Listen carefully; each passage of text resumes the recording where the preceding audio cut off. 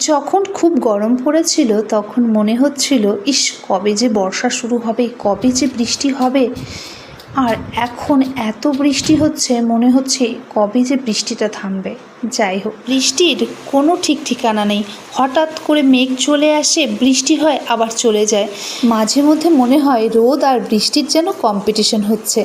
আজকে আমি আমার মেয়েকে সাথে করে ছাদে এনেছিলাম, আর ওর সব থেকে পছন্দের জায়গা হলো এই জায়গাটি। এখানে একটা আলামান্ডা ফুল গাছ আছে, আর ও এই গাছ থেকে ফুল পাড়তে ভীষণ পছন্দ করে। আমি মেয়েকে কত বোঝানোর চেষ্টা করি, বাবা গাছে হাত দিও না, বর্ষাকাল, গাছে পোকামাকড় থাকে।